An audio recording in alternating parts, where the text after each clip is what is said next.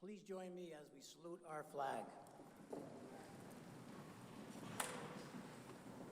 I pledge allegiance to the flag of the United States of America and to the republic for which it stands, one nation, under God, indivisible, with liberty and justice for all.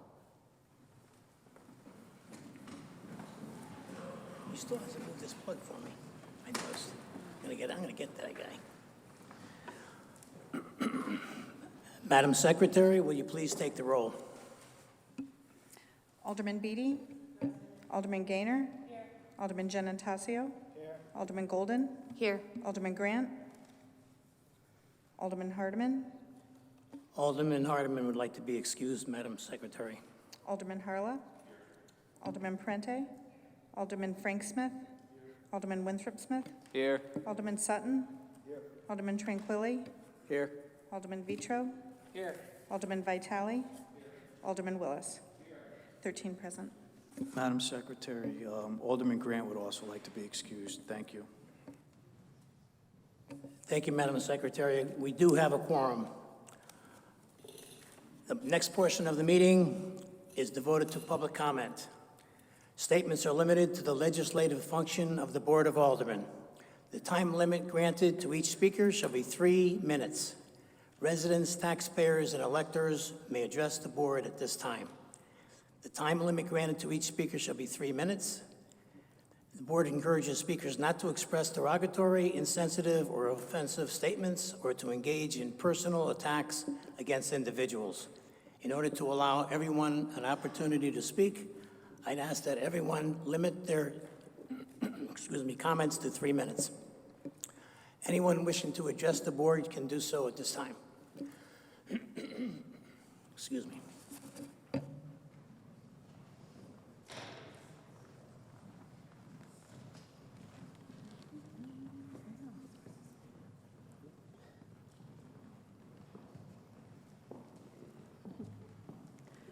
Good evening. My name is Kristen Leba. I am the PTA president at Pumpkin Delight School. We are here to advocate for the support of the Pumpkin Delight renovations and updates that's going to be discussed on your agenda tonight. I bring with me several wonderful parents who share the same views and feelings as I do in my speech tonight. Every morning, I drop my son off, David, off to school. He nearly runs in and forgets to wave goodbye to me. Why is he so eager? Because at the front door is his principal, who knows him by name and gives him a high five. David also sees several staff members that greet him with a smile and give him positive reinforcements that he will have the best day at Pumpkin Delight. These reasons, among many, are why Pumpkin Delight School is so special to our families. David is growing up at Pumpkin in an environment where he is excelling academically due to his dedicated teachers, learning to be a kind individual through his school's kindness initiatives, and gaining pride in being part of this school community. Our school has been awarded the School of Distinction Award by the State of Connecticut Department of Education. We're the only school in Milford to receive this honor. We also have an active PTA that has been recognized by the Connecticut State PTA by receiving the Membership Growth Award, as well as receiving 2 grants and recognitions from the National PTA. We are lucky to have parent involvement, friendships, and national success that has made our school stand out in Milford. Pumpkin Delight School not only sits on a beautiful piece of property located right next to the Long Island Sound, but is an asset to the Milford community. PDS was built in 1949 and has received little upgrades since its initial construction. While other schools have large media centers and gyms, our school has been waiting patiently to receive the same standards that our surrounding elementary schools get to enjoy every day. Our children are not disposable. Their education and their school matters. Our parents want the great work at Pumpkin to continue, and with these renovations, it will ensure our children will receive equal educational experiences. Pumpkin Delight School is worth the investment, and I am confident that our leaders that we elected in this room will make the right decision for our students in the future at Pumpkin Delight. Thank you. Ma'am, could you please spell your last name and your address for the record? Yes, last name is L-I-E, B as in boy, E-L-T, and my address is 94 Monroe Street. Thank you. Thank you.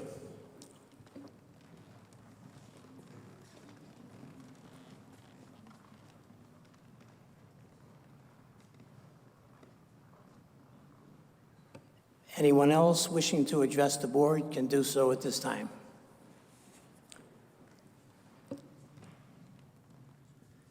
Good evening, Mr. Chairman, members of the board. I'm John Drapp, 41 Jackson Drive. I will begin by prefacing my remarks and noting that I originally intended to say what I'm about to say at the January 5th meeting, but I was a little under the weather and it was a tough day for me anyway, so I will say what I wanted to say then tonight. First thing I wanted to say is that the January 5th meeting, when there were new members and some returning members of the boards and commissions were sworn on, and among them, I don't say this in a negative way to everyone else, but two of the members that were put on the Board of Assessment Appeals that night, Mr. Lopresti and Mr. Vizziello, I had the opportunity to get to know these two gentlemen quite well over the summer and into the fall. They are two solid citizens that I believe will do the city of Milford proud, so I want to thank the mayor for putting their names forth. The other thing I wanted to say was that on January 5th, I had an opportunity to pay my last respects to a lawyer that I have known 16, 17 years who was involved in a car accident on New Year's Eve going to have dinner with his parents, and he ultimately died the next day. He had a few years on me. He was 50 years old. And it was one of those things that up until the point of that Monday, I had a chance to reflect on that quite a bit because he was, by all accounts, young, not that much older than me. And it makes you really stop and think that our time on this world is really fleeting. And time is the one thing that we do not have the ability to make more of. So in that vein, certainly I have had some strenuous disagreements with several members of this board, in fact, several members of all the other boards, but the one thing that I don't think anybody can ever question is everybody that serves devotion to this city. So I wanted to take that opportunity, recognizing that the members of this board, members of Board of Education, Planning and Zoning, and all of the appointed boards and commissions, by and large, they all serve without compensation, giving up that resource, their time, that is so precious and that cannot be reproduced, and they do it all of you do it, for the benefit of this city, and for that I wanted to say thank you. Thank you, Mr. Chairman. You're welcome, and thank you very much for your comments. Very much appreciated. Anyone else wishing to address the board at this time? Seeing none, Alderman Sutton, agenda item number 3, consideration of minutes. Mr. Chairman, I move for approval of the minutes of the regular meeting of the Board of Aldermen held on January 6, 2020, as posted. Motion has been made and seconded. Is there any discussion? Seeing none, all in favor? Aye. Opposed? Motion passes unanimously. Agenda item number 4, there was no special meeting. Agenda number 5, a chairman's report. First of all, I'd like to hope everyone enjoyed yesterday's Super Bowl game. I also want to wish everyone a very happy Valentine's Day. I know we all could use a little more love in our life. Hope we could take advantage of that.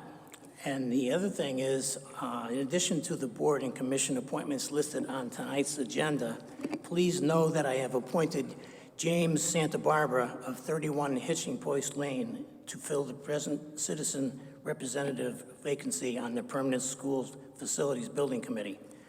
After the Aldermen vote on Agenda 8B, I will ask that Mr. Santa Barbara go to the front of the auditorium to be sworn in with the other newly confirmed commissioners. Thank you. Agenda item number 6, Mayor's report and recommendation. Is there any report from our mayor? Good evening, Mr. Chairman and members of the board. In the spirit of Valentine's Day, I just want to remind everyone here that the city of Milford is a city of compassion in all that we do, including these Board of Aldermen meetings. I see a lot of love in the audience here this evening. advocating for our school infrastructure. That is what communities should be doing, especially if you're parents of children who go to those schools, but again, schools help the entire community move forward. So thank you all for being out here and taking part in local democracy. Other than that, Mr. Chairman, I respectfully request your consideration and action on those items listed in the agenda, 8A through 8N. I know that we have a bunch of bonding ordinances. I am happy to answer any questions that may arise. We do have other members of the city administration to answer those questions as well. Thank you. Thank you, Mr. Mayor.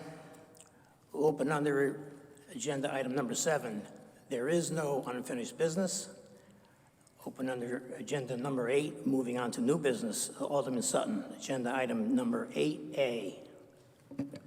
Mr. Chairman, I move that the board approve the appointment of Ilya Ilashevsky, 225 Gulf Street, as a member of the Transit District to fill the present vacancy, term expiring December 31st, 2023. Motion has been made and seconded. Is there any discussion?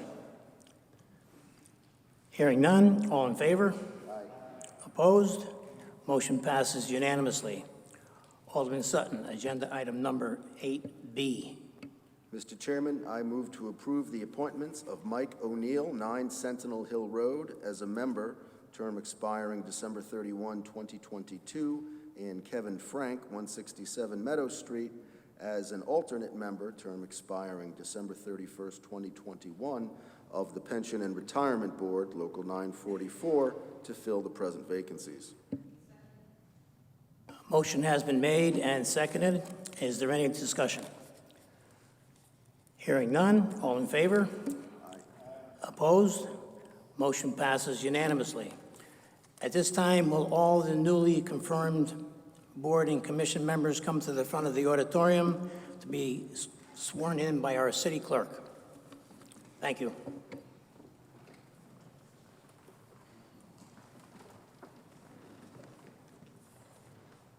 Good evening. You can come forward. Please raise your right hand. Do you solemnly swear or sincerely affirm, as the case may be, that you will faithfully execute and discharge your duties and responsibilities according to law as a member of your respective board or district to the best of your ability, so help you God? I do. Congratulations. I'm gonna ask that you sign this.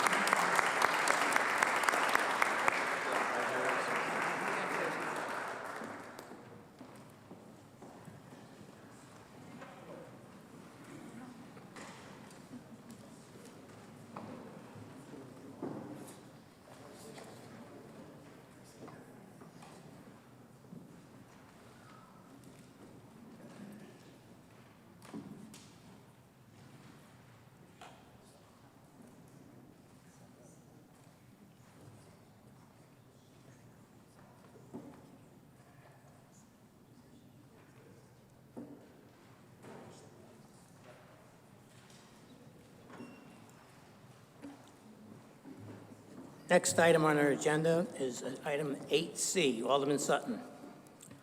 Mr. Chairman, I move for approval of the resolution or a grant application for Department of Human Services. Motion has been made and seconded. Is there any discussion? Seeing none, all in favor? Aye. Opposed? Motion passes unanimously. Alderman Sutton, agenda item 8D.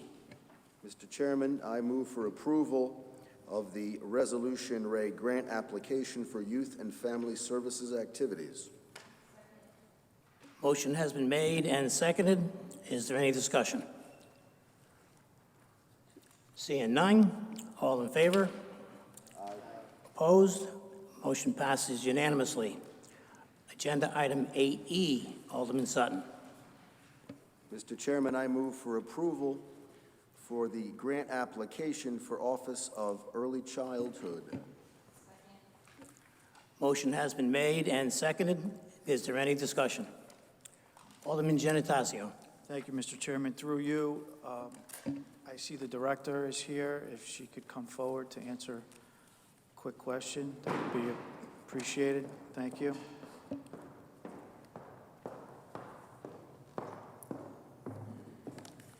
Good evening. Hi, good evening. Has this particular early childhood grant changed in any way? The only thing that has changed is the administration of it. So it used to be administered by the Department of Public Health, but daycare licensing and funds switched over to the Office of Early Childhood when the state reconfigured. And who exactly handles that, that job task in your office that would handle this specific grant? So this contract goes to Good Shepherd Child Development Center. And so the contract comes through my office, through me. It's reviewed by the city attorney's office and the mayor's office. And then the funds are passed through to Good Child. Okay, thank you.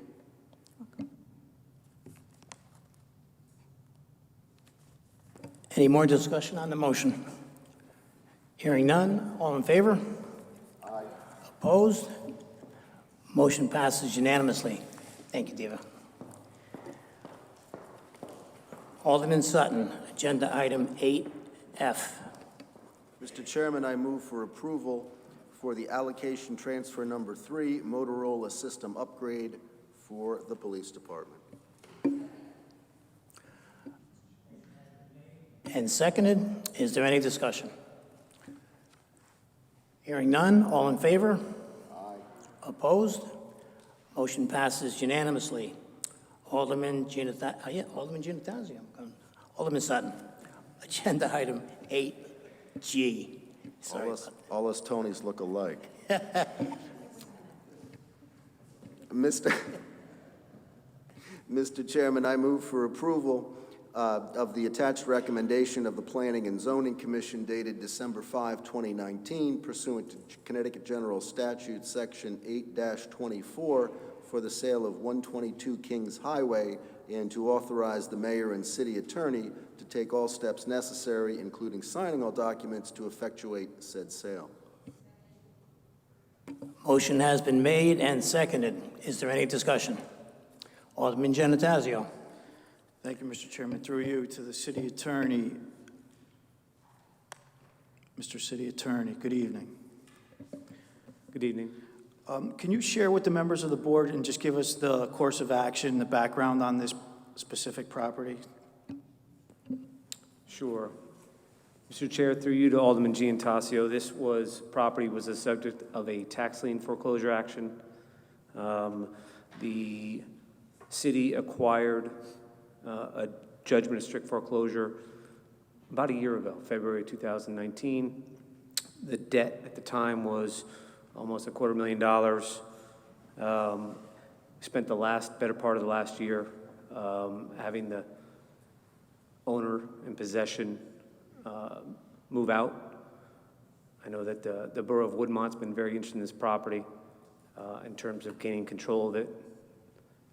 So it's the city's intention to market this property, deed restricted to single-family use, as opposed to the commercial use that it once was. It was, this is the second half of the 824 request. It was approved by the Planning and Zoning Commission in December to sell it. So subject to this board's approval, we will list it with a real estate broker, most likely, with a deed restriction for a single-family use. Just one more question through you, Mr. Chairman. Can you just tell us how long this property's been delinquent?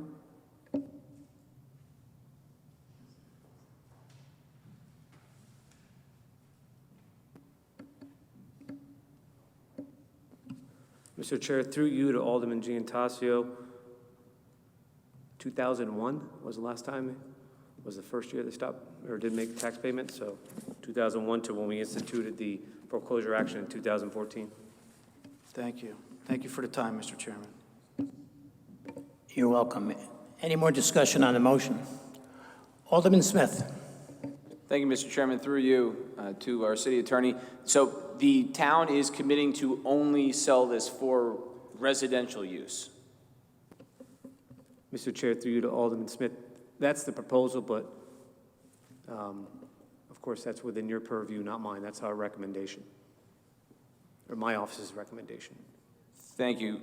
And through you, Mr. Chairman, so what you're saying is you can make a recommendation, but it can be used potentially for commercial use, so it can be knocked down and used for whatever purpose that's wanted, against any recommendation from your office.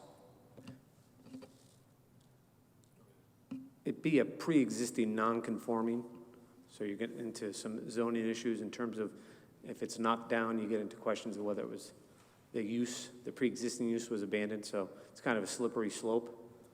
I don't know if that truly answers your question, but the recommendation is that it be limited to single-family use. I'm sure there's other things that could be used, but that's our recommendation. Mr. Chairman, through you to Alderman Smith, this is a property for which there was a garage, a commercial establishment.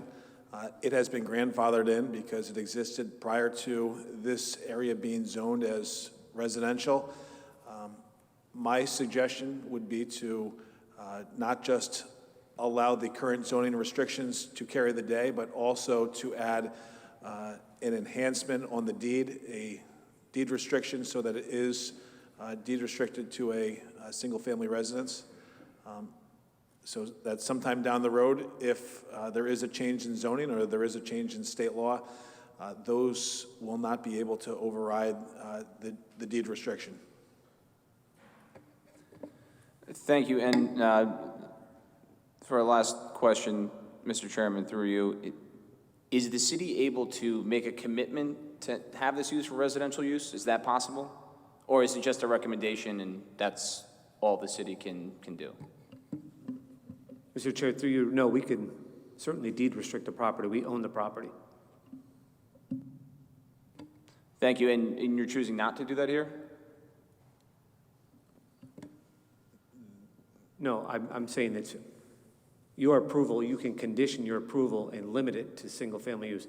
I don't have the authority. I'm asking you to approve it with a restriction that it be only single-family use.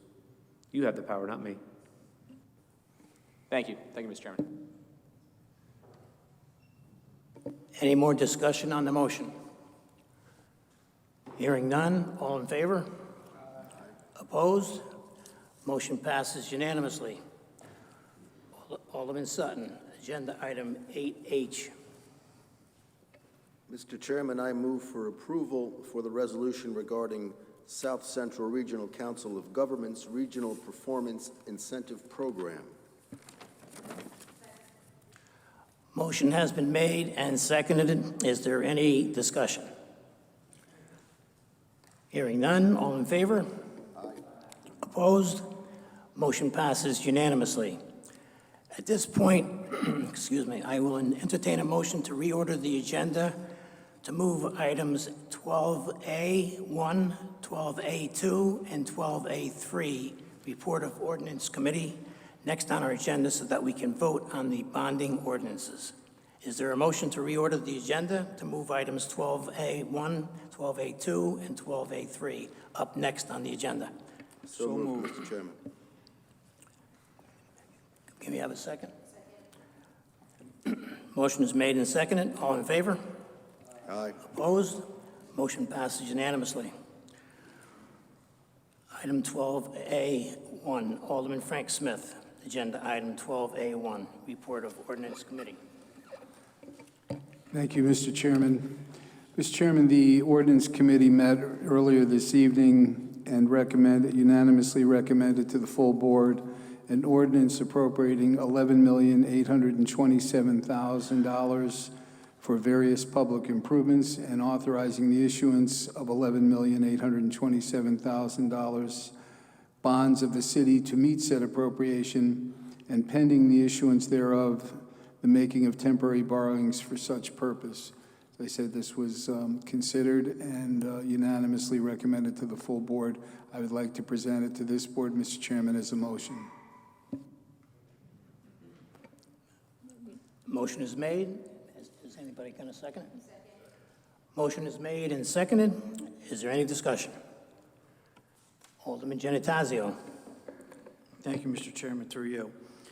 Mr. Chairman and members of the board, I presently sit on the Public Works Committee along with our chair, Janet Golden, and Alderman Ward Willis, Alderman Beatty, and Alderman Vitale. And we had our first meeting, and as you know, Mr. Chairman, you were present at that meeting last Monday. And through our discussions, what's before us here tonight is public works, equipment, rolling stock, trucks, and so on and so forth. And there was a conversation of the possibility of adding an additional plow truck. And we have been very fortunate, as you all know, this winter with fairly no snow.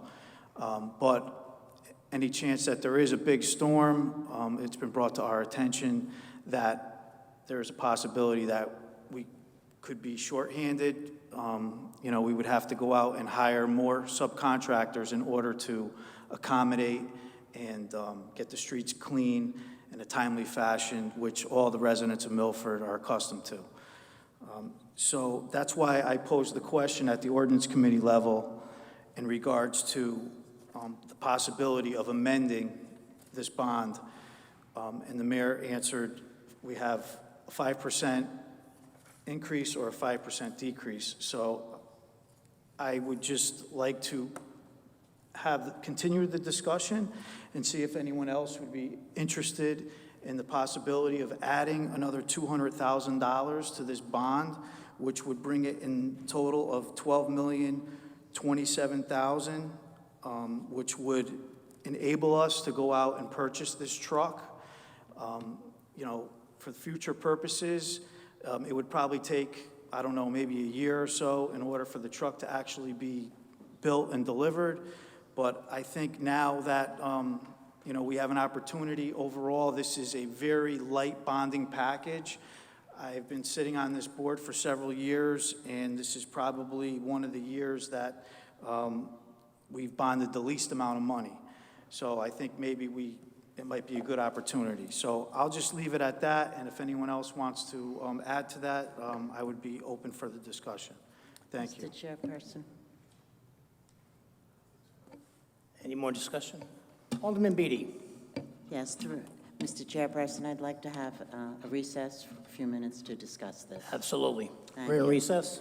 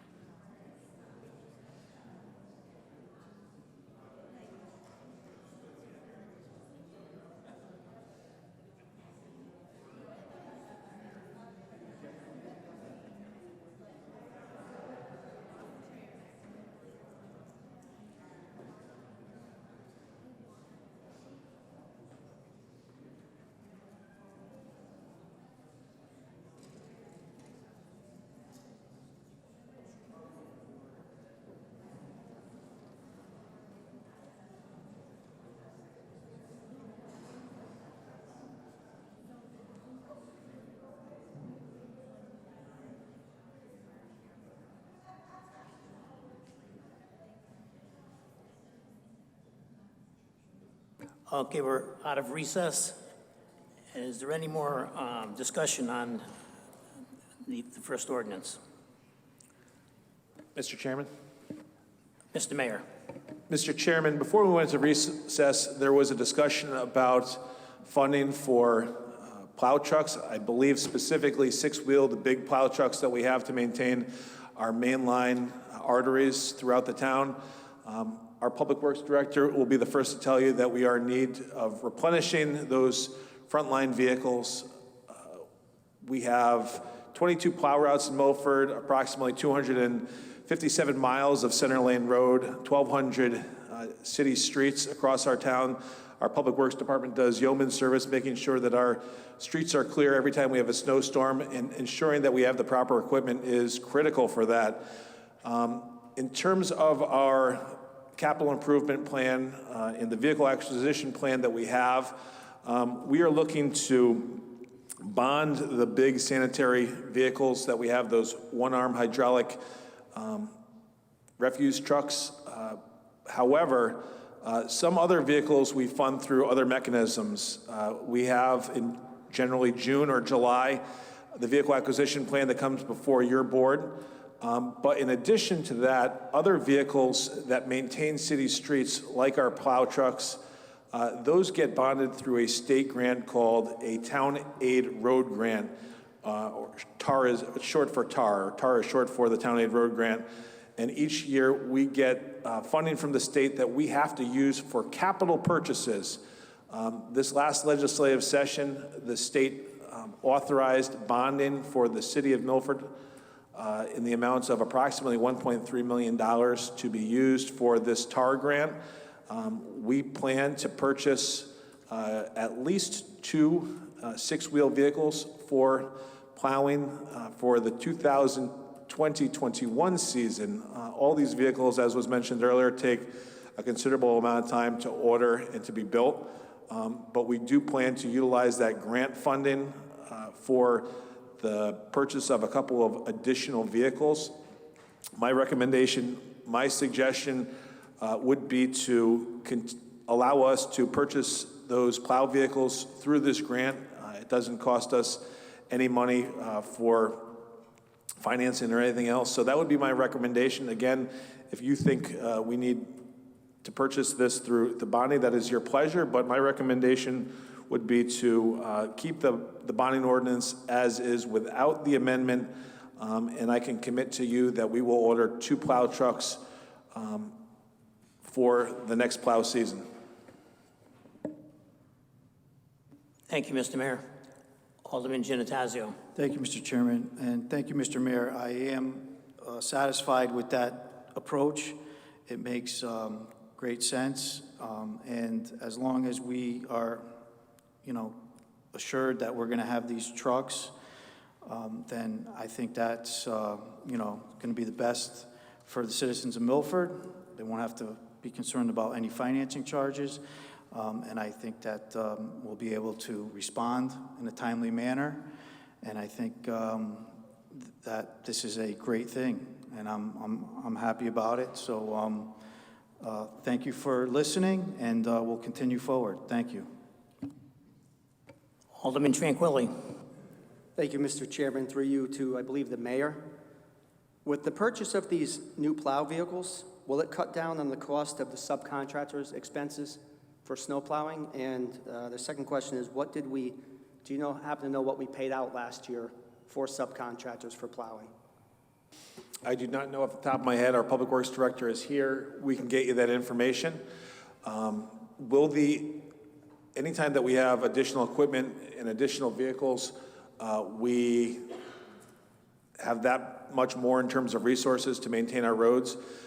Given each individual storm and the amount of snowfall and the conditions that are related, we bring contractors in. Things like the duration of the storm, the timing of the storm, those all come into play when we determine whether or not or how many private contractors that we need. But again, the more ready equipment that we have, the less we'll depend on any type of private contractor. Alderman Vitale. Thank you, Mr. Chair, through you. to the mayor. I'm in total agreement with the approach and the dialogue that we just had, making sure that, you know, we reserve that bonding money for those other articles and getting that second truck through the grant that is going to be provided by the city. Again, as Alderman Giannattasio had iterated, the fact is, as long as we're assured, and we hear you say that we're assured for the 2021 year season, that we will have 2 new plow trucks. So that's what I hear, and that's hopefully mentioned in the record. Thank you very much.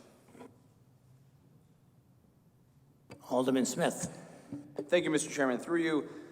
So for this ordinance, 12A1 here, for the 11.827 million, so there are a couple of items here that I am in favor of. First would be for the Milford Fire Department, the new pumper. That's, you know, if that's something that is needed, we should absolutely unanimously support that.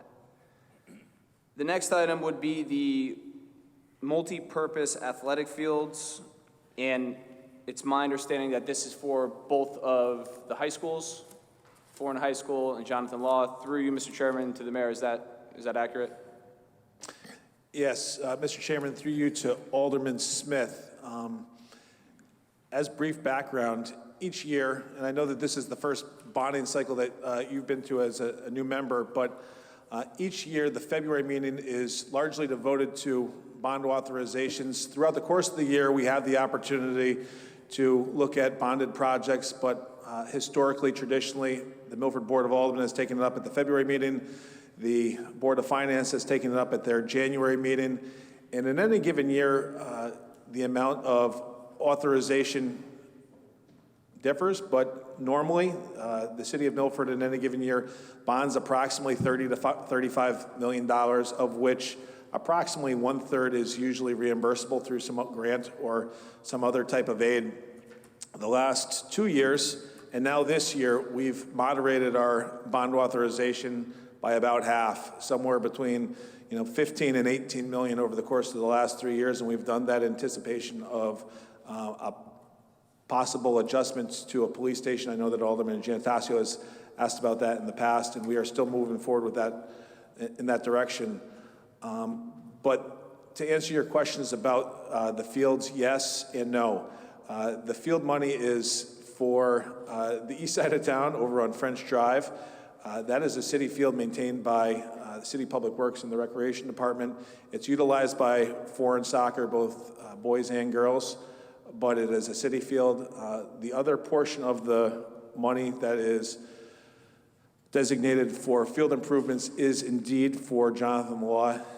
It is to be coupled with a previous bond authorization that this board has made for athletic improvement upgrades to Jonathan Law and Foreign a couple of years ago.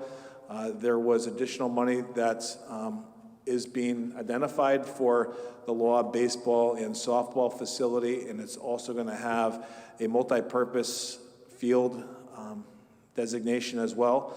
So for long or for short, yes, Foreign and Law. The Foreign field is the Kelly Martin Tie field that is on French Drive. That was quite the explanation. Thank you, Mr. Mayor. And I appreciate you bringing up the police station. I'll get to that in just a minute.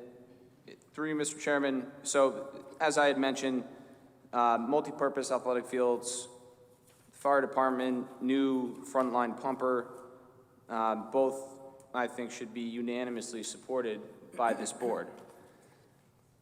A couple items that I do have concerns with. First would be the annual citywide road, parking lot, sidewalk, and curb repaving.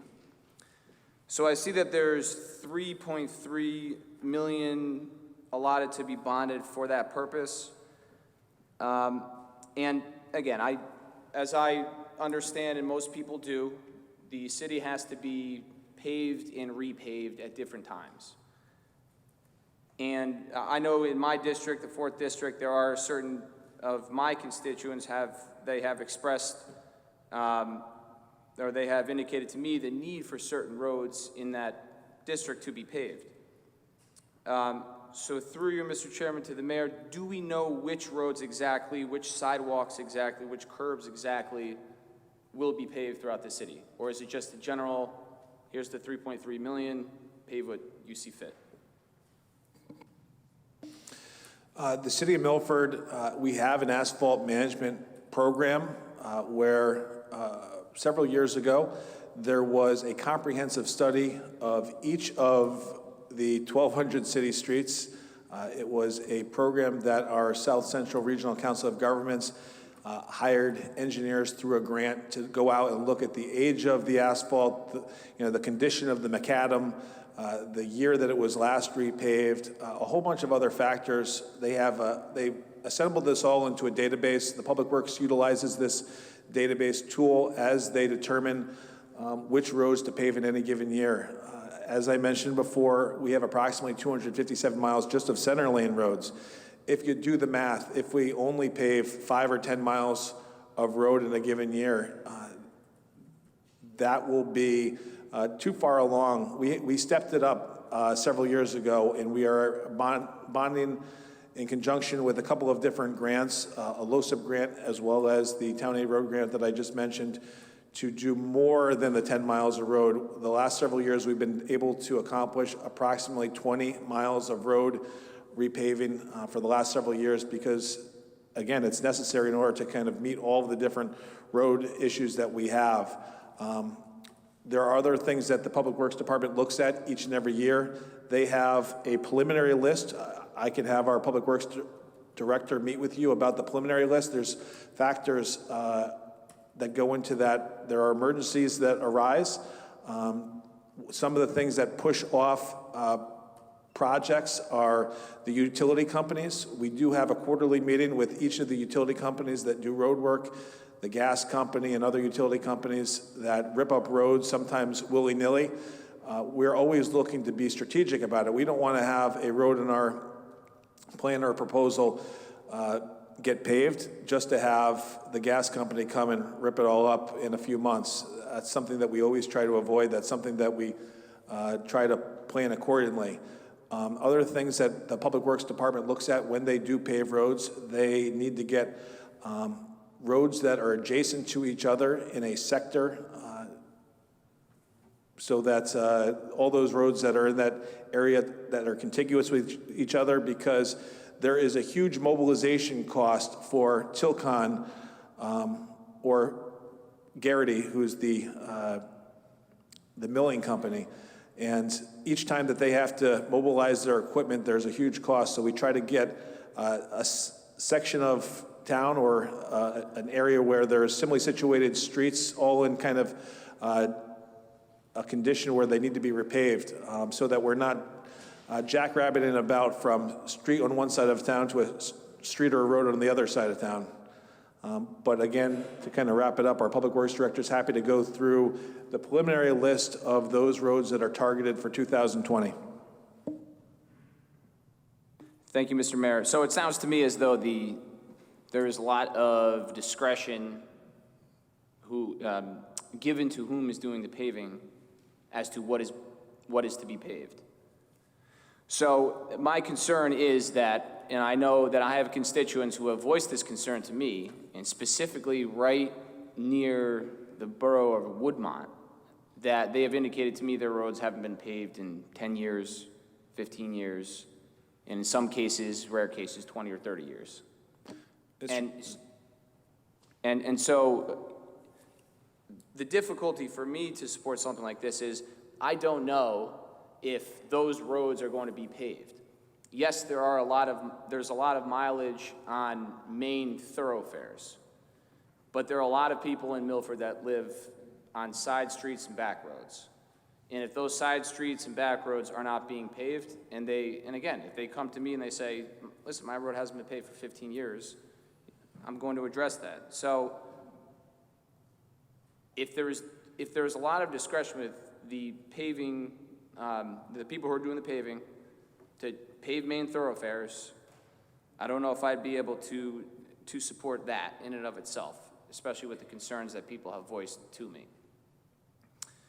So that would be my issue with the repaving of the roads, sidewalks, and curbs. And the next item that I have a concern about as well would be the various city building maintenance improvements. And I just wanted to ask through you, Mr. Chairman, to the mayor, are all of these items that appeared on the capital improvement plan? Mr. Chairman, through you to Alderman Smith, to address the issue of the road repaving first, you mentioned that you had residents in the borough of Woodmont complaining that they had... Just outside, Mr. Mayor. Just outside of the borough of Woodmont. Oh, so not in the borough of Woodmont? Not in the borough, just outside of it. Okay. The borough of Woodmont, those residents, their roads get repaved by the borough through the grant that we give to the borough each year. And again, it is not done willy-nilly. It's done in a thoughtful manner. It's published online for each paving cycle. Those are available to any resident so that they can prepare. And actually, the City Public Works Department's policy is that they send letters to those residents of to-be paved streets so that they have an opportunity to do things like redo their driveway apron in those areas in the public right-of-way. They have the ability to connect to gas if they haven't already before the street gets paved, install a new lateral, things like that so that the road does not get torn up again a second or a third time. With respect to the various building improvements, yes, they are all in the capital improvement plan. In fact, the specific pages are included in your agenda with the items to be considered. That's the same capital improvement plan that this board adopted again at the January meeting, but those associated pages are included in your agenda this evening.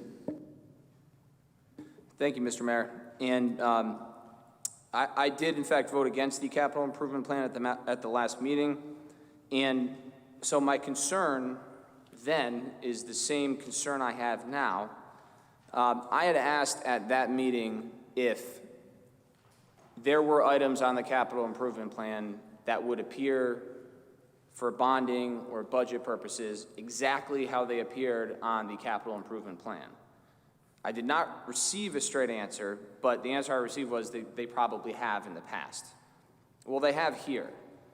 So now my concern is if there are items that appeared on the capital improvement plan that are now appearing here, what's to say there's not going to be other items from that same capital improvement plan that will be included later on, will be included in the budget, and whereas there will be things that will be further bonded or will appear in the budget, my concern, especially with some of the items that I had brought up at the last meeting for the capital improvement plan, were things such as that multi-million-dollar welcome center that was in the capital improvement plan. And I understand that plan was a wish list, and not every item on that wish list was on here.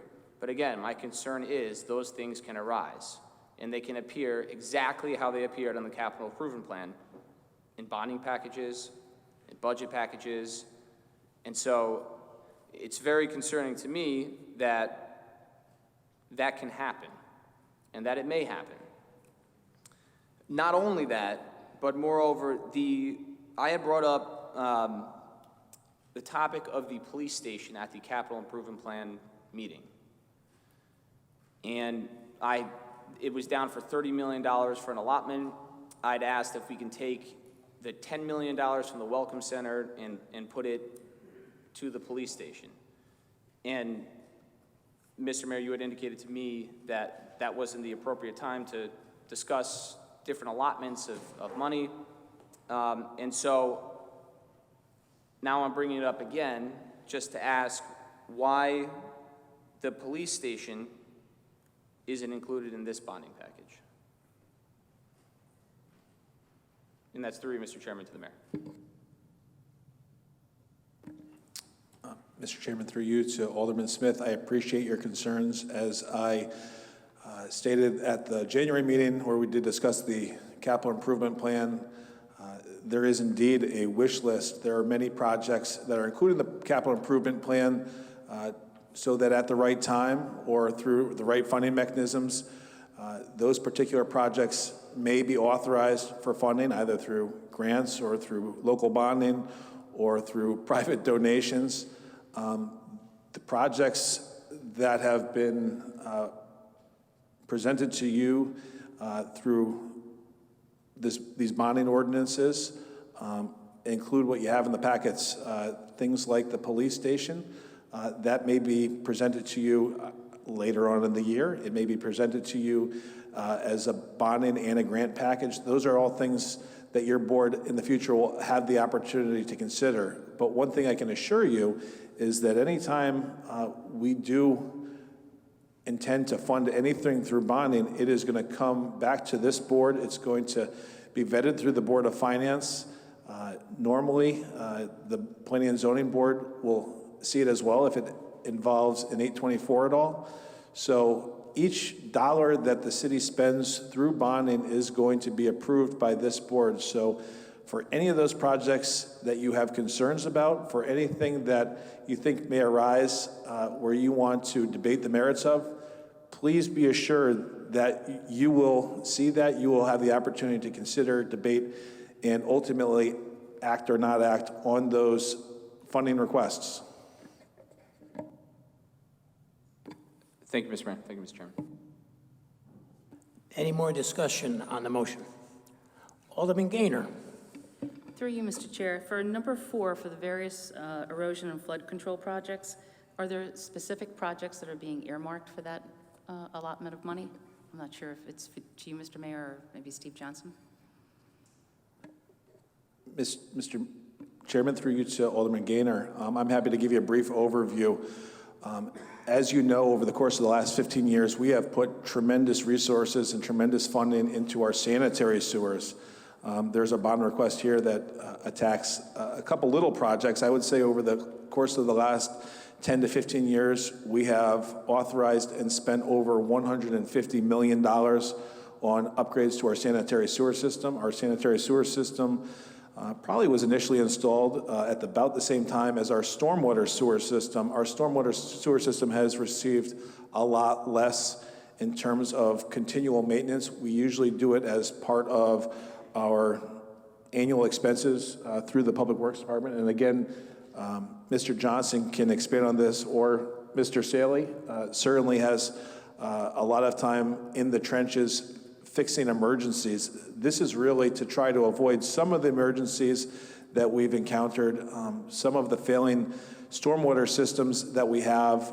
We have, again, a host of corrugated pipe that have degraded over time. A lot of them are collapsing. They're causing flooding issues, not just around our shoreline and those low-lying areas that are adjacent to Long Island Sound, but even in portions of the city that you never thought flooding would be an issue. Places like 06461, north of the Post Road. So this is to try to stay on top of some of the flooding, not coming from the storm surge of Long Island Sound, but in areas where we have a collapsing infrastructure that we want to make sure that we stay on top of. Just one example, I know that we have in line, so that you're able to better visualize, behind the Bellas, they're over by Redbush, there is a big flooding issue where over the course of the last couple of months, there have been vehicles stuck, there's been waist-high water, maybe even chest-high water, and we have to replace that whole section of stormwater pipe, the catch basins, the drainage there. That's one example that has a relatively big price tag. The Public Works Director will be able to give you more specifics for any one of these projects, but that's just an example of some of the challenges that we have in terms of flooding. Any more discussion on the motion? Alderman Beatty. Yes, thank you. Through you, Chairperson, I would like to get back to a comment from Alderman Smith. I too had some concerns about the paving, not now, but the repaving schedule, et cetera. When I was first an alder, I represented 06461, so it was north of the Post Road. And I tried to figure out how one represents their constituents' concerns when they said my street hasn't been paved, and the snowplows injured the curbs, et cetera, et cetera. So I really did go on a little bit of a quest to find out how that was, because I was concerned that it was 06461 versus 06460, and we were vying against one another for districts, so who could make the most noise and have some streets and cracks and roads repaired. And I was very satisfied to hear about the asphalt management program, that the age of the materials and the volume of traffic and how dense the area was, and all those things were done, not only for Milford, but it was a greater regional effort. So then I thought maybe my advocacy is not for the micro level, but the bigger level, to get the Department of Public Works to have the money they need through bonding or whatever, grant funding, in order to use it appropriately. So I want the Department of Works to have a little bit of discretion, and that's not partisan. I am now the Democratic liaison to Public Works to learn more so I can advocate. So I don't question the $3 million. I think that we should monitor it and help to see that it's used appropriately and revisit it. So just to clarify that. Any more discussion on the motion? Hearing none, all in favor? Opposed? I'm sorry, did I? Motion passes unanimously. No, there was- No, I'm sorry, I didn't speak up. You need- Mr. Chairman, we are voting to Alderman- 12A1, correct? Alderman Winsmith, you opposed it? Yeah. Yeah, 12A. We are voting on the first ordinance, Mr. Chairman, is that correct? Correct. Thank you. And I voted no. You voted no. All right, roll call vote, Madam Secretary, please. Alderman Beatty? Yes. Alderman Gaynor? Yes. Alderman Gennatasio? Yes. Alderman Golden?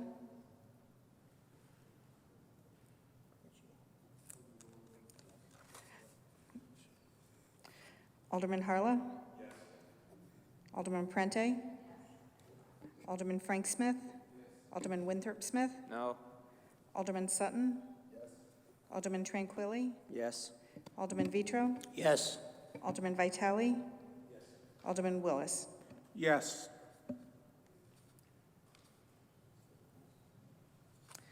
$11 yeses, 1 no. 11 yes, 1 no. The motion passes. Thank you, Madam Secretary. Next on the agenda is Alderman Frank Smith, agenda item 12A2, Report of Ordinance Committee. Thank you, Mr. Chairman. The Ordinance Committee met earlier this evening to consider and unanimously approve for recommendation to this board an ordinance appropriating $5,005,000 for various school improvements and authorizing the issuance of $5,005,000 bonds of the city to meet said appropriation, and pending the issuance thereof, the making of temporary borrowings for such purpose. Second the motion.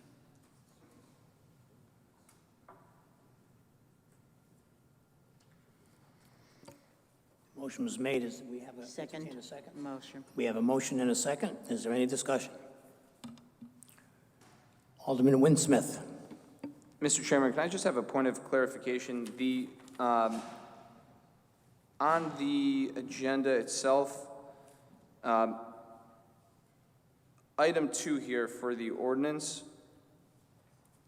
does that include items 8L, M, and N? Is the money proposed in ordinance 2 inclusive of 8L, M, and N?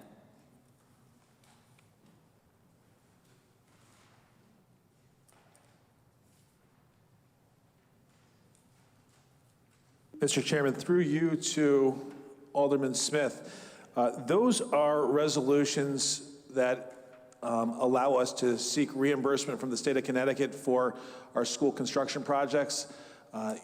For example, this board has already passed a similar identical resolution in the past for various security upgrades, so we do not need to adopt that. But this just makes us eligible for reimbursement for school construction projects. Thank you, Mr. Mayor. Any more discussion on the motion? Alderman Vitale. Thank you, Mr. Chair, through you. First of all, let me say something. I really applaud the group of people, parents from Pumpkin Delight coming out tonight and supporting the bond issue. It's great to get involved. I only hope that you'll be here through the budget hearings and to hear what goes on at that particular point in time. As my background, or as some of you know, I've been a longtime educator and administrator in Milford. I sit on the Permanent Schools Committee, and this is my 7th term as a sitting alderman. Permanent schools, a lot of the issues that come up from permanent schools or from the Board of Education to permanent schools, we act on, we appropriate, or we help get bids out, et cetera, to further the school design or the school project. At one point in time, Milford had 19 elementary schools and 3 high schools, for a total of 22 schools. Today we have 8, 3, and 4, 8 elementary, 3 middle schools, and 2 high schools, and the academy, 3 high schools, for a total of 15 schools. During this time, due diligence, money, everything else a concern. Not too long ago, we closed a school. We closed Simon Lake on the other side of town.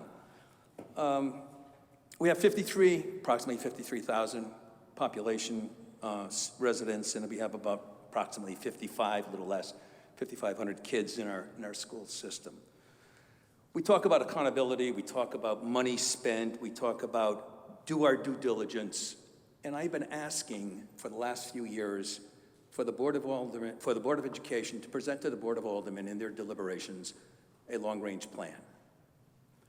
We expend money, kids' safety, academics, I'm all for it. Nothing more important than our resources of kids in this community. Money, as you all know, taxes are being held to a minimum. The Board of Education's budget last year was $94 million. As we got our new budget proposal tonight, it's a 3.7 increase to 8 to 98 plus $million. There's a lot of good things happening in that budget. There's kids are going to really be advantaged by it. We have a great staff. We have great administrators. I'm all for it. But the fact remains that we have to do our due diligence, and we have to have an accountability from the Board of Education. We need a long-range plan. We can't be spending money on buildings that may not be here in 2 or 3 years. I think we all can understand that. It's common sense, where you're going to be spending more and more money. As we appropriate monies for school buildings, and we're in this permanent schools, and we're seeing request upon request coming in, change orders, money spent, finding things in these old buildings. There's a new way of doing it, and it should have been done in a different way, and I didn't agree the way we did it, but that's beside the point. But I think for me, and having said this, I cannot support this, only because I don't think that the Board of Education is doing the due diligence in giving us a plan for the next 5 years, 6 years, flexible plan. You know, what's going to be happening? Are there schools on the edge of closing? We have schools of less than 300 kids. We have classes of less of 12 of 12. Great, class size is fantastic, but there is a difference. There's always a question of maybe classes could be too small because of the divergence, not learning from each other culturally. So we can go on and on with that. But the fact is, you know, I would love to support everything that the Board of Education does. I've been elected by a group of citizens for 7 terms. And the fact remains that I still would like to see a long-range plan, and until I see a long-range plan, I can't wholeheartedly support the projects that are put forth to the board from the Board of Education. So for all those reasons, I will not be voting for this bonding issue. Thank you. Alderman Frank Smith. Thank you, Mr. Chairman. Whenever we discuss school closures or school redistricting, I am always reminded, following these things in the city over many years and being a product of the Milford Public Schools, I know firsthand a lot of the things that Alderman Vitale has mentioned are true, and hell hath no fury like a public official proposing a school closing or a school redistricting. It is probably the most volatile and the most violent reaction that a local official can receive if they dare to do it, and sometimes it needs to be done. I think it's a very inexact science to project what schools will be closed. Witness the number of closures we've had in the school districts over the years. And you probably know this better than I do, Ray, but like Fanny Beach School, I remember it opened and then it closed, like in a few years. My mom was a school teacher in Milford. Both of the schools that she taught at, Simon Lake and Lenox Avenue, no longer exist as schools. And there was a lot of consternation surrounding that. But I will say, at least in terms of this particular bond proposal, for the ordinance that's before us, as far as renovations to Pumpkin Delight School go, we had the honor of taking a tour one evening last fall. Our city clerk, Karen Fortunati, then our 5th District Alderman, led the group. And I forget who the facilities superintendent is, but right, it took us to Jonathan Law, West Shore, and Pumpkin Delight.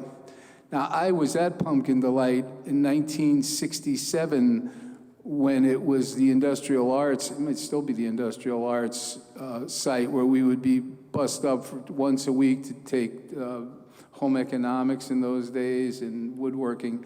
And that school doesn't look any different than it did in 1967, down to the green multi-purpose tables that fold into the walls. They were exactly like the ones we had at K Avenue School circa 1955. So when they say there hasn't been any significant renovations to Pumpkin Delight since the 50s when it was built, I believe it. And I think I read somewhere, Mr. Riccitelli quoted, that the likelihood of closing, if there was to be a school closure, it would not likely be Pumpkin Delight in the west side of town because of the density that the student population that exists there now.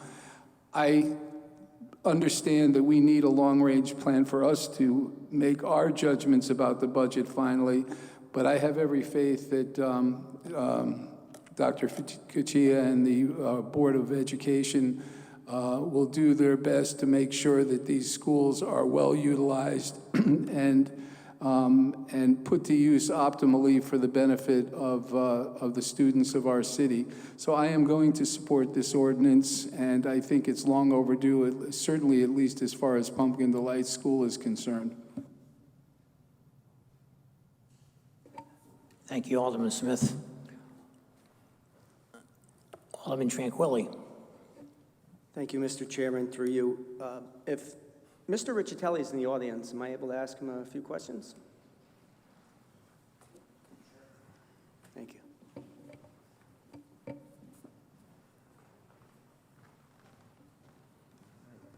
Good evening again. Hi, everyone. Good evening. So the question is in regards to Pumpkin Delight. If our enrollment numbers are going down, and what are we looking to do? Are we looking to make it larger, or are we looking to make the improvements for multi-purpose? What exactly is not adequate by today's educational standards in the description? Sure. The multi-purpose room, what we call it the multi-purpose room, is the gym/cafeteria. That's the smallest of any of the schools in Milford. In addition, most of the schools, the elementary schools, have a dedicated media center. Pumpkin Delight does not have a dedicated media center, nor do they have a full-size multi-purpose room. So what we would envision in this project is converting the current multi-purpose room, cafeteria/gym, into the media center, and then building a new multi-purpose, full-size, comparable to the other schools, so that it would be comparable to all of the other schools that currently have those projects. And in addition, the security projects that we're talking about tonight, the locking vestibules, that would be included in the Pumpkin Delight project. Which I think security is always important. Sure. Next question has to do in regards to Live Oaks. Yes. I know there's been a lot of discussion over the past few years about Live Oaks. So do we know what exactly we're going to do to fix the traffic pattern problem? It really has been a big issue with no sidewalks on one side. I've had a few calls from a few constituents, even in that district, and it's not my district, but there has been a number of issues. And when exactly were these identified in the long-range plan? It says in here it was identified in our long-range plan. I know we've discussed it Yes. for many years. If it was possible to get a long-range plan or discuss one, and if you can, that'd Sure. be great. The traffic improvements have been identified in the capital improvement plan for at least 5 years. Live Oaks is the next school after Pumpkin Delight that does not have a dedicated media center and does not have some of the other things that the other schools do. So in your capital improvement plan, behind Pumpkin Delight is Live Oaks and then Calf Pen Meadow. Included in the Live Oaks project, in addition to the media center, the security project, also was the traffic improvements and the congestion that exists. We believe that it's at a point right now where it really needs to be done immediately for the safety of pedestrians. Last year, the fire department, at our request, came in to look at the entire area. Where parents were parking before in the parent drop-off circle, the fire department deemed that needed to be marked as a fire lane, which basically took 12-plus parking spaces in that loop and also staging area in that loop away. And so what you have now is many of the parents that are dropping off their students are parked out on the streets, especially parents that have young students that want to walk up and get their children. They can't park in the circle itself. So we really do believe that at this point, it's at a critical stage, and for safety reasons, really needs to be done ahead of the bigger project that's coming down the pike in the capital improvement plan. So we have had a conceptual plan drawn up, which will include converting the current parent drop-off to the bus drop-off. There'll need to be improvements to that loop. It'll need to be widened. Radiuses will need to be bigger. We need to take out the portable classroom that's no longer necessary and well outdated itself. That will be removed. The playground that's on the corner of the parking lot, that will have to be removed so that the turning radiuses can meet, and that will be relocated to the back of the building. But that needs to be replaced anyway. It's come to it's near the end of its life cycle. So that will become the new bus loop, and then the parent drop-off will be in front of the building. And this plan also includes the addition of 24 parking spaces on the opposite side of the driveway. If I can, Mr. Chairman, just another question. So that new bus loop, are there going to be actual sidewalks there for walkers? Because they're going to have to cross over. I know there's an issue now, a major issue with no sidewalks being over there. Well, is that included in? Yeah, we could debate the sidewalk issue. We really don't believe that there needs to be a new sidewalk. It probably will be included in this, but traffic or pedestrian patterns, there's already sidewalks to the front of the building with appropriate crosswalks, and there's a crossing guard at the school in the front of the building. So we don't need to talk, we don't need to debate the sidewalk, but this will greatly improve the traffic patterns. Good, thank you. Thank you, Mayor. You're welcome. Very much. Sure. Alderman Ferrante. Hi, thank you. I just wanted to thank all of you who came out tonight and waited patiently for this point of the agenda. And I know you all are very busy yourselves with your own families and your other commitments, and I think we predominantly have moms there, so I think one of my colleagues mentioned something about common sense tonight, and I wholeheartedly support this portion of our agenda. I know that you all have the common sense to understand the vibrancy of our community, and that with the census data coming up, we're going to see more and more young families moving into our community. I do very much believe, living near an elementary school, that the area around the school needs to not be congested. It needs to have ease of use for you to get your children to school. So for that, I thank you. Thank you. Alderman Vitale. Thank you, Mr. Chair, through you. Let me reiterate the fact that the common sense issue, I applaud these projects. I'm all for these projects. All I want is to be able to support them by having a long-range plan so we know the direction we're headed in. Having said that, Jim, I think you were on this side of the street when, and it says here, there was no major renovations in 1956. Could you help me understand? Did we put an elevator in there? In what year? When did we do the elevator renovation or add it? It was somewhere in the mid-2000s. Okay. But we wouldn't consider that to be a major upgrade. Okay, but at that point when we did we not, and I can't remember specifically, but didn't we renovate the gym and do renovation there to some extent, the dining area or the lunchroom? None at all? No. Okay. But we did put the elevator in because that was a necessity, obviously, because of handicapped children and so forth to get their academics. But again, for all those reasons, and again, I need the accountability. I want to see a long-range plan. I think the understanding of most people on this board would like to see where are we going in the next 5 years, and hopefully that will be explained and maybe it can be ready for budget hearings. Thank you, Jim. Alderman Beatty. Thank you, Mr. Chairperson, and through you. I too had some concerns about enrollment, so we're not dismissing those, but my understanding, serving for a couple of years in conversations with you and with the new school superintendent, is that there is not only better data that's going to be available about predicting enrollments, which is very tricky, but better utilization of that data with your position as operations, and it gives more support to do that. And I remember the havoc. My 3 children graduated from Live Oak School, and also I represented the first district, and they were disproportionately hit with the last redistricting when one could have a grandchild who went to 3 different schools before they were out of middle school. So nobody wants that back again. But this, so I'm confident that enrollment data will help us to predict better. In the meantime, the decision is made that those 3 schools are viable, and that we need to get them up to parity in the areas that you said, the media learning, the safety, et cetera.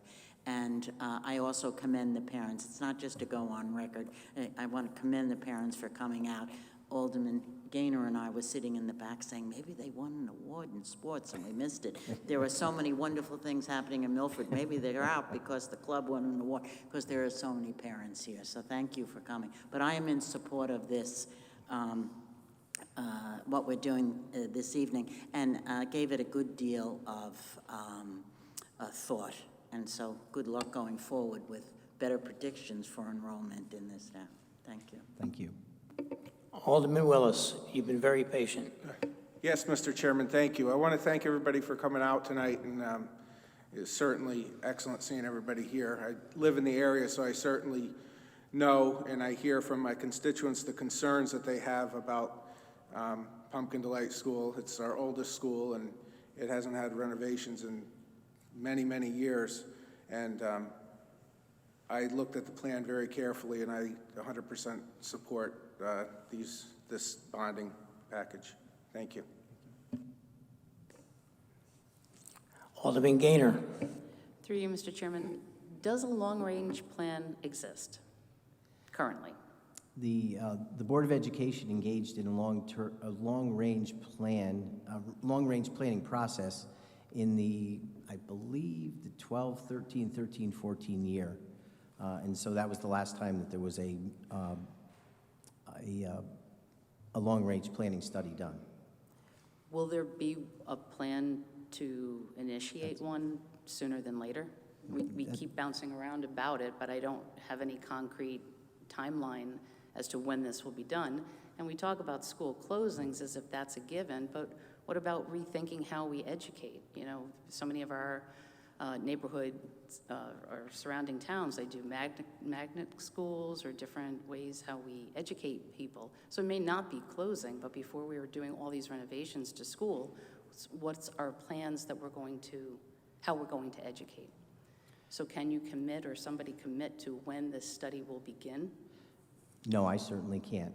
Not in my position. I'm not in a position to do that. That would be a Board of Education decision at some point.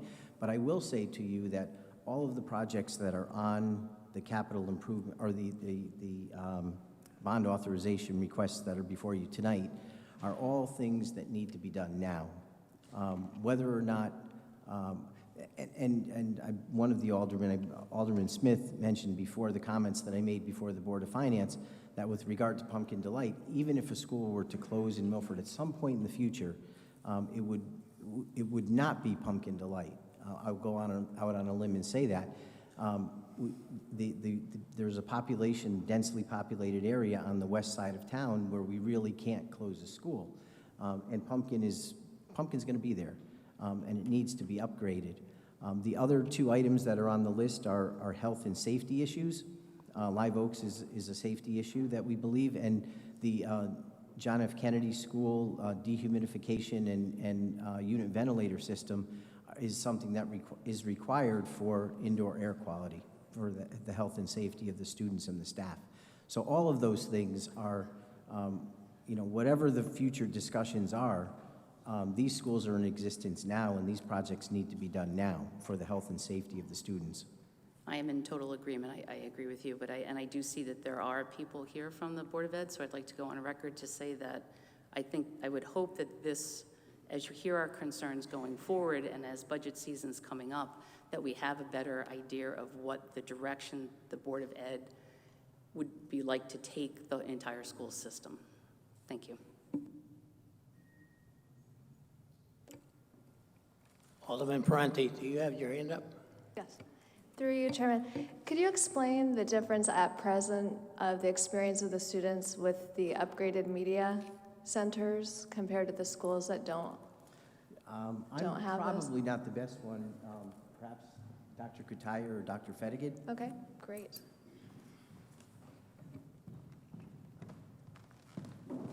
Good evening, everyone. Do you mind repeating your question for me, please?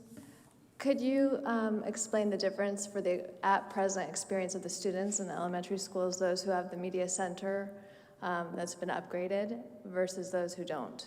Yeah, I'm happy to explain. So currently at Pumpkin Delight, it's primarily 2 classrooms that have been completely vacated, and a couple of holes have been blown out so that there's passage throughout the 2 classrooms. So even if your own reference, thinking about the public libraries of the old and that of new, there are significant differences as far as the ability to integrate more up-to-date technologies and access to resources.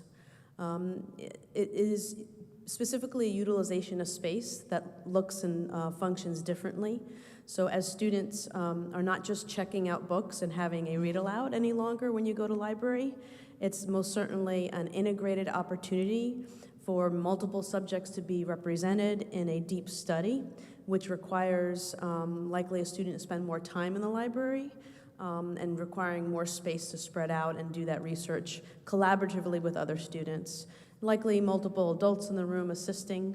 So having 2 classrooms with 2 doorways between the 2 doesn't allow for that flow and use of technology and resources. Thank you. Any more discussion on the motion? Alderman Wynn Smith. Thank you, Mr. Chairman. Through you, I'd like to applaud Pumpkin Delight and their group for coming out tonight. That's the beauty of our system, to come out here so you can voice your concerns and let us know about all that so that we can hopefully address them. And let me just say, this ordinance is going to pass tonight. There's no doubt about that. So the concerns that are being raised, especially by Alderman Vitale, and by me as well, are not an indictment on education, are not an indictment on students. Every single alderman on this board supports education. Every single alderman on this board wants to make sure that schools are maintained, upgraded, and are at their top capabilities. But to not have a long-range plan is to not have a sustainable educational system in this city. It is worse to not have a long-range plan than to do things that are in this ordinance. Because you can put X amount of dollars on something today that may be either obsolete or gone tomorrow. And without that long-range plan, we don't know if the money we're spending today is going to help us in the future. I was born in Milford. I was raised in Milford. I have a 19-month-old daughter. I want to make sure that educationally, in this city, we're doing everything right so that the future for our students, not our students now, our students in the future, have the best of everything and that all our school functions are optimal. And without addressing that, we can't have that. So there are probably only going to be 2 no votes tonight. And those no votes are not against education. We both support everything having to do with education, both structurally, any materials that our students need, any upgrades that the schools need. But the no votes are basically an indictment on the people who are supposed to create this long-range plan.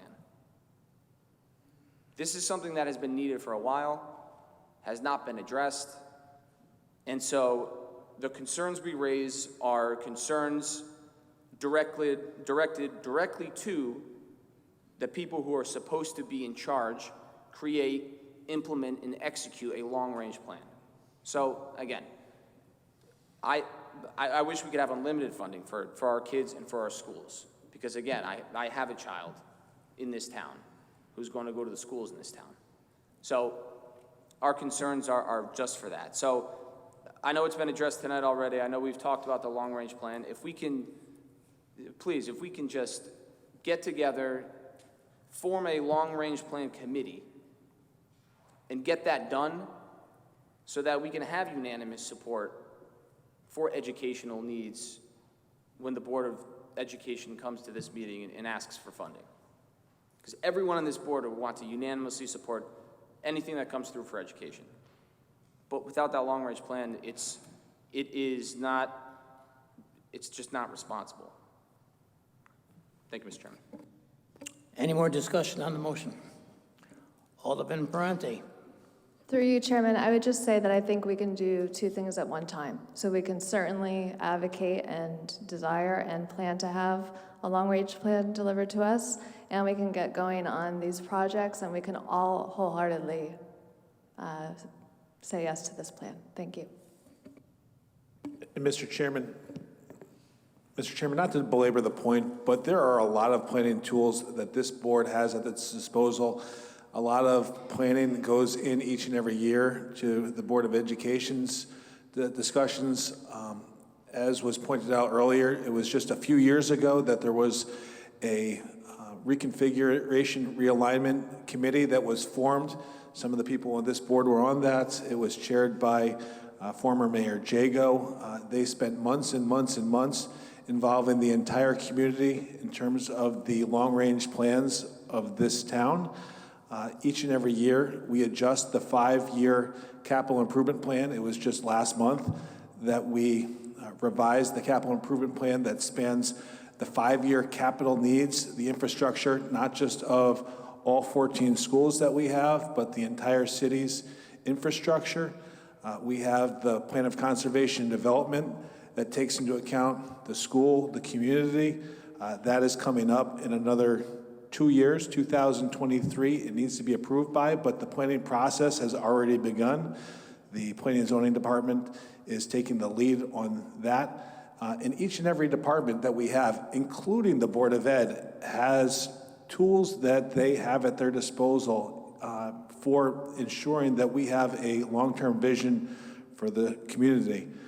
There are many, many individual plans that they have ongoing right now. I don't want to speak for the superintendent or the COO of the school system, but to say that we do not have a long-range plan for the education in Milford is not correct.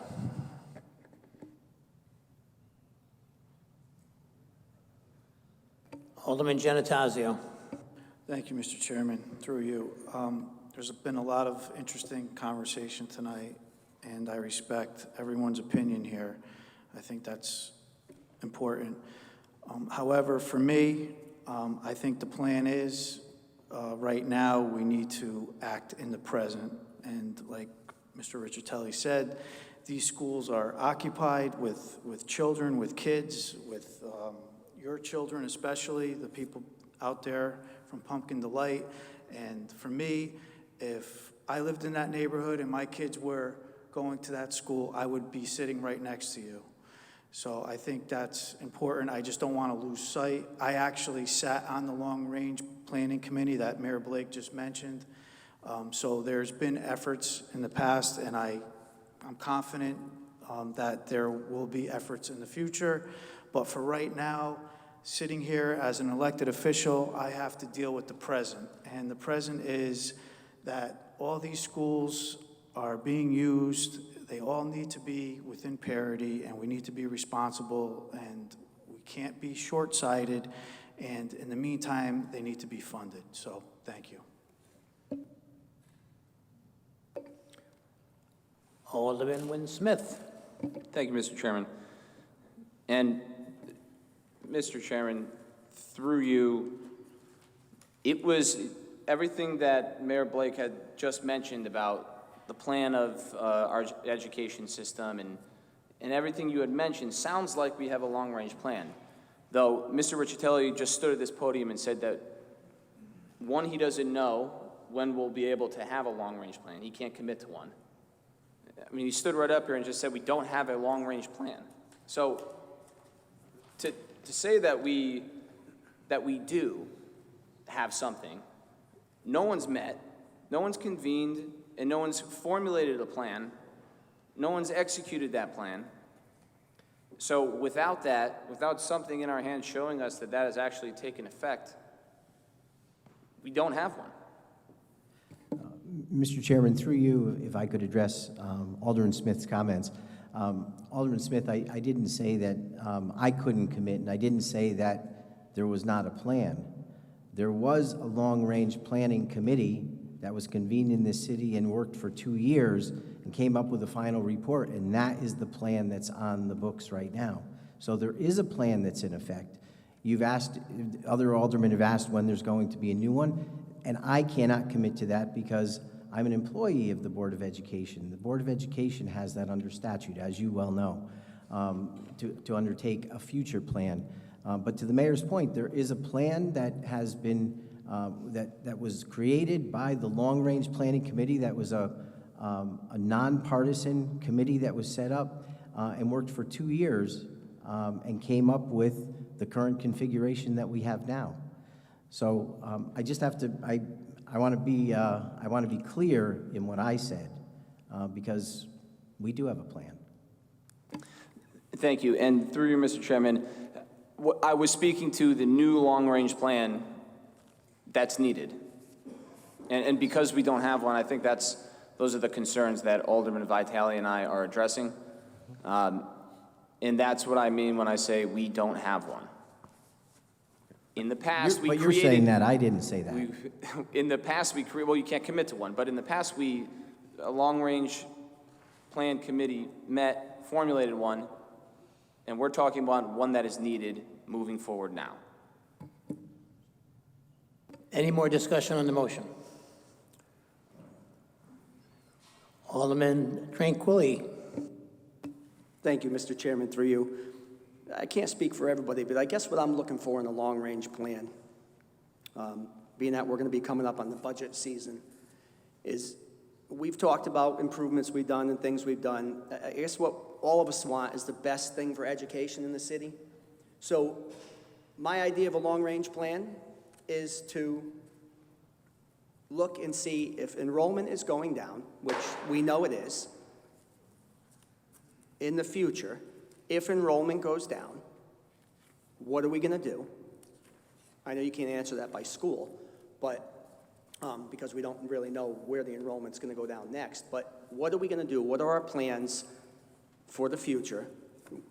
When the Board of Ed comes before the Board of Aldermen and asks for multi-million dollars to spend for education, we want to make sure that the money goes where it should and gets spent the absolute best way it can for education. And I guess that's really what I'm just looking for.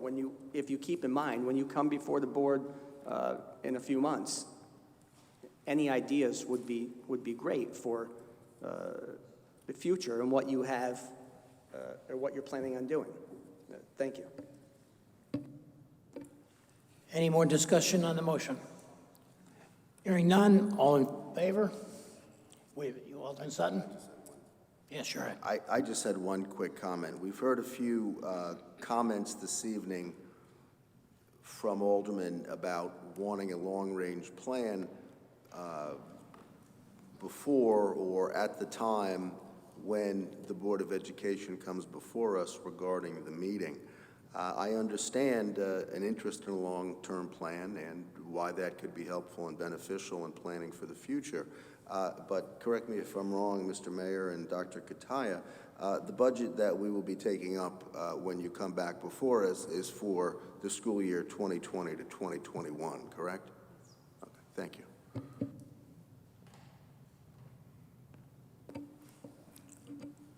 Is there any more discussion on the motion? Seeing none, all in favor? Aye. Opposed? Roll call vote, Madam Secretary, please. Alderman Beatty? Alderman Gaynor?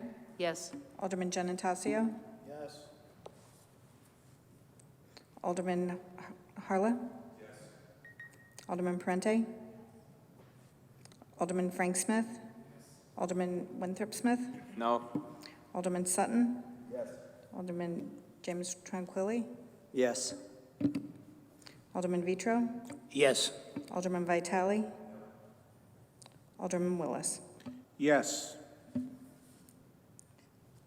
11 yeses, 2 noes. 11 yes, 2 noes. The motion passes. Thank you, Madam Secretary.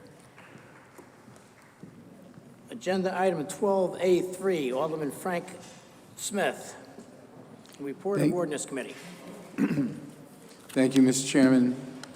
Again, the Ordinance Committee met earlier this evening and unanimously recommends to the full board an ordinance appropriating $775,000 for the design and construction of sanitary sewers and wastewater facilities, and authorizing the issuance of $775,000 in bonds of this city to meet said appropriations, pending the issuance thereof, the making of temporary borrowings for such purpose. I present that, Mr. Chairman, as a motion to the full board.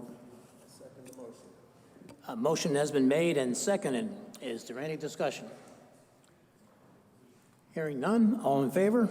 Aye. Opposed? Motion passes unanimously. Thank you.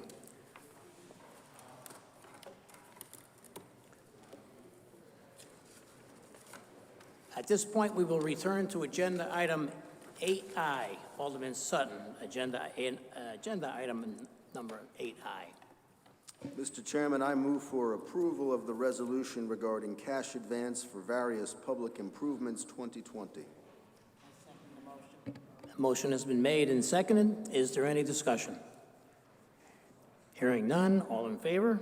Aye. Opposed? Motion passes unanimously.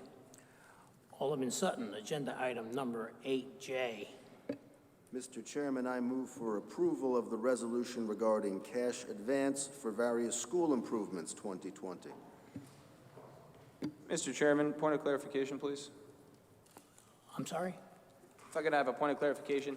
These agenda items are are these also for stated reimbursements for the programs? I know I had inquired about 8L through N, and Mayor Blake had graciously let me know about the fact that 8L through N were for reimbursements through the state, and are 8I through 8K also reimbursements, or am I incorrect about that? Mr. Chairman, through you, just as a point of clarification, the cash advances are the traditional resolutions that this board adopts so that the construction projects or the funding can happen immediately. For any type of capital project, invoices are issued upon work being done. Those invoices are paid through the cash advances and through bands, bond anticipation notes. Generally, those bands are good for 2 years, and after a 2-year period, those projects are then bonded. So this is for the first 2 years of that project before we actually go to bond. Sometimes, with some projects that are heavily reimbursed, either 80%, 100%, or what have you, or like our school construction projects, 50%, 38%. Oftentimes, we do not have to bond the full amount of the projects because we are reimbursed within that period of time. Thank you, and through you, Mr. Chairman,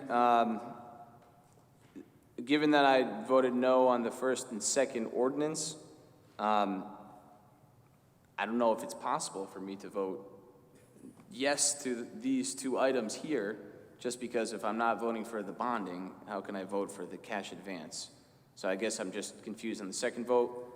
So again, I know that 8I just went through unanimously, but I guess as a clarification, my intent would be to vote no to 8I and to 8J. I understand we're not taking a vote on 8J as of yet, but I just wanted to clarify that. I'm not sure how that's going to work with the minutes. Well, my guess would be if you didn't vote for the motion, then you shouldn't be voting for the cash advance for it. That's what I'm getting at, Mr. Chairman. So I know we just voted on item 8I, and it just went unanimously through. So I guess I'm changing my vote to no on 8I, given that I voted no for the bonding. To revisit. Yeah, duly noted. So the agenda item J, you decided not to. 8I. 8I, right. You didn't want to vote for the cash advance. That is correct, Mr. Chairman. I apologize for the late vote on that. Well, thank you for clarifying that. Is there any more discussion on the motion? Mr. Chair? Yes. Alderman Vitale. If we're, in the justifications, there was an error, I believe, in J and K. So are we really, do we have to correct that first, or is it just a Scribner's error here that understanding that 8J is not really what the justification was? Mr. Mayor, do you understand what I'm trying to say here? In other words, if you look at 8J, it says the Board of Education Improvements, but really it addresses the construction of sewers and so forth, right? He's referring to the packet, the actual packet within. In terms of the backup material, the backup material may have been misplaced, but so I think that as of that's noted, I think the controlling force is the resolution that's before you, though. Okay, so 8J would be actually voting on school projects, and K would be the Board of the construction, the sanitary sewers and whatever. Okay. Yes. Just to clarify that, I don't know whether, but I know it was reversed. Thank you. Thank you, Mr. Chair. You're welcome. So we're still under discussion under 8J. There was a second, and now we're going for a vote. Yeah, we had a second from down there. All in favor? 8J. All in favor on 8J? Aye. Opposed? Roll call vote, Madam Secretary, please. Alderman Beatty? Alderman Gaynor? Yes.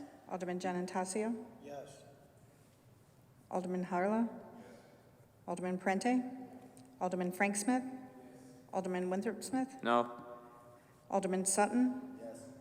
Alderman Tranquilli? Yes. Alderman Vitro? Yes. Alderman Vitale? Alderman Willis? Yes. 10 in favor, 2 against. 10 in favor, 2 against, the motion passes. Thank you, Madam Secretary. Alderman Sutton, agenda item number 8K. Mr. Chairman, I move for approval of the resolution regarding cash advance for design and construction of sanitary sewers and wastewater facilities 2020. Motion is made and seconded. Is there any discussion? Hearing none, all in favor? Aye. Opposed? Motion passes unanimously. Alderman Sutton, agenda 8L, I'm sorry. Mr. Chairman, I move for approval of the resolution regarding Milford Board of Education concerning renovations, additions, alterations, code compliance, and security upgrade project at Pumpkin Delight Elementary School. We have a motion and a second. Any discussion on the motion? Hearing none, all in favor? Aye. Opposed? Roll call vote, Madam Secretary. Alderman Beatty? Alderman Gaynor? Alderman Giannatasio? Yes. Alderman Harla? Alderman Parente? Alderman Frank Smith? Alderman Winthrop Smith? Yes. Alderman Tranquilli? Yes. I'm sorry, Alderman Sutton? Yes. Alderman Vitro? Yes. Alderman Vitale? Alderman Willis? Yes.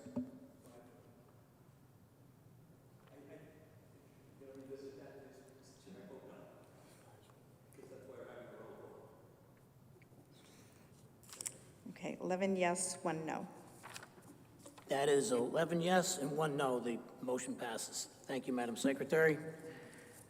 Thank you for clarifying your vote, Alderman Vitale. Next is the 8M, Alderman Sutton, agenda item 8M. Mr. Chairman, I move for approval of the resolution regarding Milford Board of Education concerning renovations, additions, alterations, code compliance, and security upgrade project at Live Oaks Elementary School. Motion has been made and seconded. Is there any discussion? Seeing none, all in favor? Opposed? Motion passes unanimously. Agenda item 9. There is no new business. Didn't you have just N? I am sorry. Agenda item 8M, Alderman Sutton. 8N. Mr. Chairman, I move for approval of the resolution regarding Milford Board of Education concerning a project to replace unit ventilators dehumidification system at John F. Kennedy Elementary School. Motion has been made and seconded. Is there any discussion? Alderman Vitale. Thank you, Mr. Chair, through you. Even though I voted no on the ordinance, since it passes, I can't vote not to get that reimbursement. So I would be voting yes to this. Thank you, Alderman Vitale. Any more discussion? Hearing none, all in favor? Aye. Opposed? Motion passes unanimously. Agenda item number 9. There is no new business. Agenda item number 10, moving on to budget memo transfers. Alderman Sutton, agenda item number 10A. Mr. Chairman, I move for approval of budget memo transfers 3 and 4, Fund 1005 and Fund 2812, fiscal year 20. Motion has been made and seconded. Is there any discussion? Hearing none, all in favor? Aye. Opposed? Motion passes unanimously. Moving on to refunds. Alderman Sutton, agenda item number 11A. Mr. Chairman, I move for the approval of refunds in the amount of $76,547.24. Motion has been made and seconded. Is there any discussion? Hearing none, all in favor? Aye. Opposed? Motion passes unanimously. Agenda item number 12, reports of standing committees. Are there any reports of any standing committees? Hearing none. Open under agenda item number 13. Are there any reports from any of the special committees? Any special committee reports? Hearing none, we'll move on to agenda item number 14. There is no executive session. Item number 15, is there a motion to adjourn? So moved, Mr. Chairman. Motion has been made and seconded to adjourn. All in favor? Aye. Opposed? Meeting adjourned. Thank you.